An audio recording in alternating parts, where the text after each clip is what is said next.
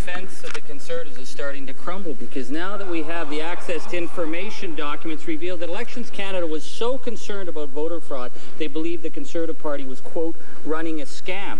And their investigators traced the calls back to a 1-800 number that went to the Conservative Party headquarters. So now that we have a direct link between the Conservative Party and illegal voter suppression, what steps will this government take to work with Elections Canada and bring the key Conservative operatives and make them come clean? The Honourable Parliamentary Secretary to the Minister of Transport.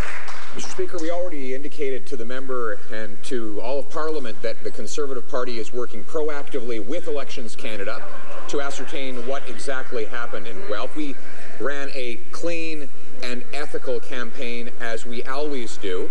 By contrast, the NDP used $340,000 in illegal union money to fight the last election campaign. They managed to keep it covered up until the election was over.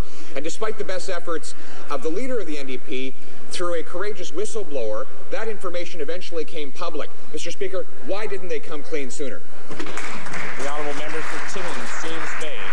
Earth to the Tory backbench, we're talking about Conservative voter fraud here. And it's funny, you know, that they've got one key operative, speaking of Guelph, they've got one key operative who's gone to ground in Kuwait, another key operative who's gone to ground in, wait for it, the office of the Minister for Labrador. I guess he didn't think he'd be able to have to deal with anything there, because he still hasn't come clean about the money that he spent in his riding election. He still hasn't explained why his ministerial budget's being blown flying around his riding. Will he at least stand up and explain what role this Guelph operative, Chris Crawford, has as his Director of Parliamentary Affairs? Will he explain that to us? And the Honourable Parliamentary Secretary to the Minister of Transport. Mr. Speaker, I find it very interesting that they target the Honourable Minister. They accuse him of not jet-setting across the country enough. He spends, according to the NDP, this minister spends too much time reaching out to his constituents in Labrador.